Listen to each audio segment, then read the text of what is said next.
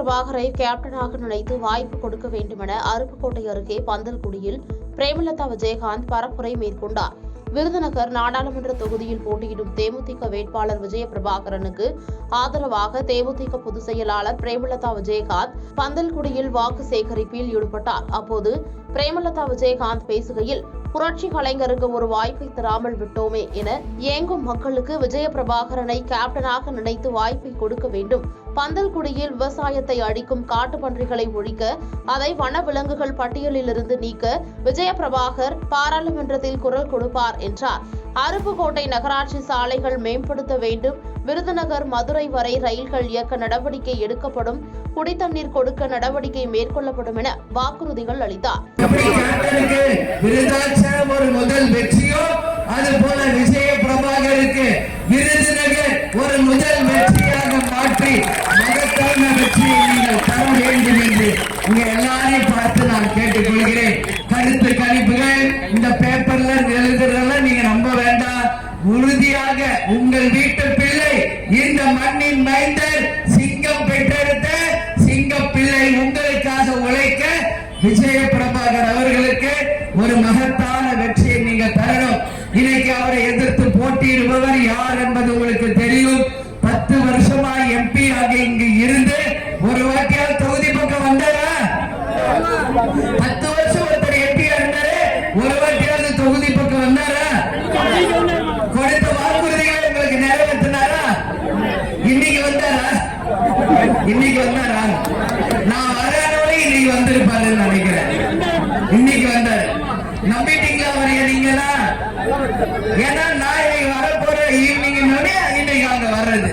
அதனால 10 வருஷம் என்ன பண்ணாரு? இன்னைக்கு வந்தவர் 10 வருஷம் என்ன பண்ணாரு அப்படின்றதான் இங்க கேள்வி.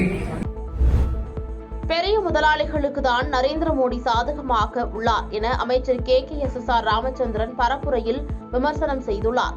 விருதுநகர் மாவட்டம் அருப்புக்கோட்டை நகர் பகுதியில் காங்கிரஸ் வேட்பாளர் மாணிக்கம் தாக்கூரை ஆதரித்து வருவாய் மற்றும் பேரிடர் மேலாண்மை துறை அமைச்சர் KKSSR ராமச்சந்திரன் வாக்கு சேகரிப்பில் ஈடுபட்டார். அதன்படி நெசவாளர் காலனி, கைலாசா ஊரணி உள்ளிட்ட பகுதிகளில் பிரச்சாரம் மேற்கொண்ட போது பேசிய அவர், 10 ஆண்டுகளாக மோடி ஆட்சி நடத்தி கொண்டிருக்கிறார். அவரது ஆட்சியில் விலைவாசி கூடிக்கொண்டே செல்கிறது. ஏழைகளுக்கு சாதகமாக மோடி ஆட்சி இல்லை. இதனால் இந்த ஆட்சியை மாற்றியமைக்க வேண்டும். ராகுல் காந்தி பிரதமராக வந்தால்தான் விலைவாசி குறையும். மேலும் இந்தியா கூட்டணி ஆட்சி அமைந்தால் சிலிண்டர் விலை குறைக்கப்படும் என்றார். மேலும் பேசிய அவர், பெரியபாளையம் அருகே வீட்டில் தனியாக இருந்தவரை இரும்பு கம்பியால் அடித்து கொலை செய்த மர்ம நபர் குறித்து போலீசார் விசாரணை மேற்கொண்டு வருகின்றனர். திருவள்ளூர் மாவட்டம் பெரியபாளையம் அடுத்த வடமதுரை காட்டுக்கொள்ளி பகுதியைச் சேர்ந்தவர் ஜெயபிரகாஷ். இவரது மனைவி ஷியாமலா. இவர்களுக்கு திருமணமாகி ஒரு மகன் மற்றும் மகள் உள்ளனர். இந்நிலையில் கணவன் மனைவி இருவரும் கருத்து வேறுபாடு காரணமாக கடந்த சில மாதங்களாக தனித்தனியே வசித்து வந்ததாக கூறப்படுகிறது. இந்நிலையில் உறவினர்கள் வெளியே சென்றிருந்த நிலையில் வீட்டில் தனியாக இருந்த ஜெயபிரகாஷ் நீண்ட நேரமாகியும் வெளியில் வராததால் அக்கம் பக்கத்தினர் சென்று பார்த்தபோது ஜெயபிரகாஷ் தலையில் பலத்த காயங்களுடன் இரத்த வெள்ளத்தில் இறந்து கிடந்துள்ளார். இதை கண்டு அதிர்ச்சி அடைந்த அக்கம் பக்கத்தினர் கொடுத்த தகவலின் பேரில் சம்பவ இடத்திற்கு வந்த போலீசார் உடலை கைப்பற்றி பிரேத பரிசோதனைக்காக திருவள்ளூர் அரசு மருத்துவமனைக்கு அனுப்பி வைத்தனர். மேலும் இந்த சம்பவம் தொடர்பாக பெரியபாளையம் போலீசார் வழக்கு பதிவு செய்து பல்வேறு கோணங்களில் விசாரணை மேற்கொண்டு வருகின்றனர்.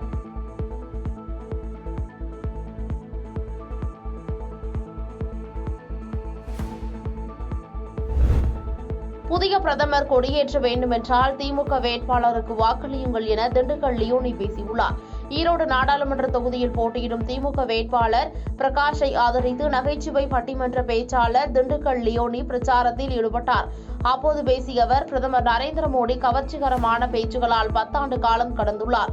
மணிப்பூர் சென்று மக்களை சந்திக்காத பிரதமர் தமிழகத்திற்கு ஓட்டு கேட்பதற்காக மட்டும் வருகிறார்.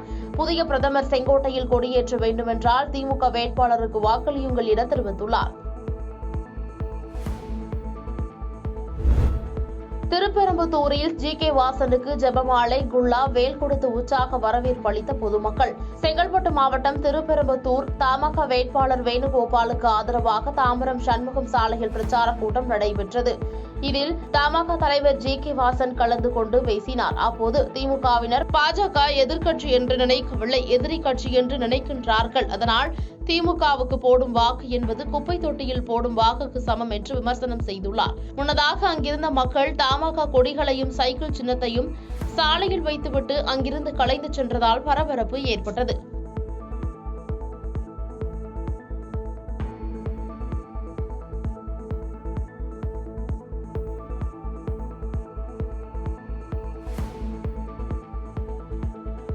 பாதகம் செய்பவரை கண்டால் நாம் பயங்கொள்ளலாகாது பாப்பா. மோதி மிதித்து விடு பாப்பா, அவர் முகத்தில் உமிழ்ந்து விடு பாப்பா.